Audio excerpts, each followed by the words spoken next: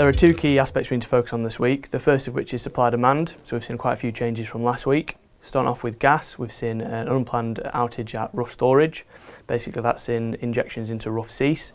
And at the moment we're also seeing IUK maintenance. So IUK is a pipeline that connects us with Belgium, and typically we import and export through that pipeline depending on the supply-demand situation at the time.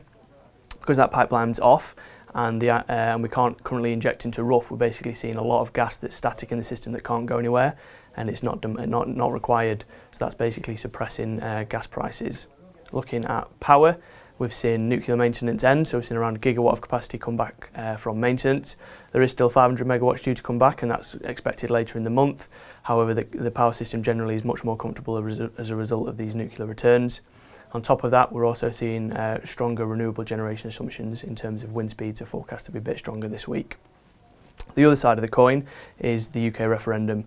Over the last few weeks, we've seen kind of various support for the Leave and Remain side, and that's resulted in a lot of turbulence in currency markets, and that's had an impact on UK gas and power.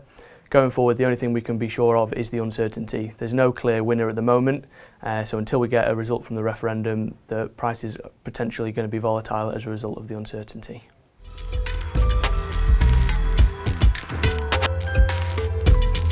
So we start off with short-term contracts close to delivery, specifically gas. We've seen prices fall, and that's a result of this oversupplied gas system we're currently seeing. As long as the IUK maintenance sustains, which is forecast until the 30th of this month, combined with this unplanned outage at Rough, we're expecting the oversupplied system to kind of maintain, and gas prices could potentially get cheaper going forward. Power prices, we've seen renewable generation increase, and that suppressed prices a little bit. On top of that, nuclear power has come back. As we mentioned already, around a gigawatt has come back, and that's really acted to widen supply margins and increase system comfort in terms of power. Looking at seasonal prices, again, there's two key drivers.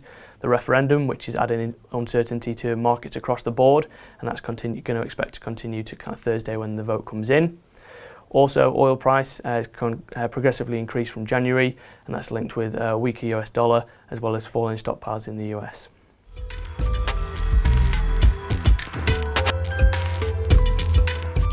So start off with customers looking to place fixed price contracts. Typically these customers are more risk averse, so leading up to the UK referendum, if you're in a position where you could fix out before it, it would be potentially beneficial to do so.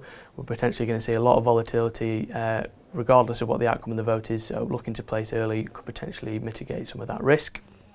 For customers with flexible contracts, it comes down to your current hedge levels.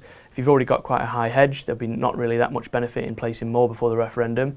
However, if you've got quite a low hedge and you're trying to mitigate some of the risk, increasing hedges leading up to the referendum is potentially going to offset some of the uncertainty and price volatility we could see going forward.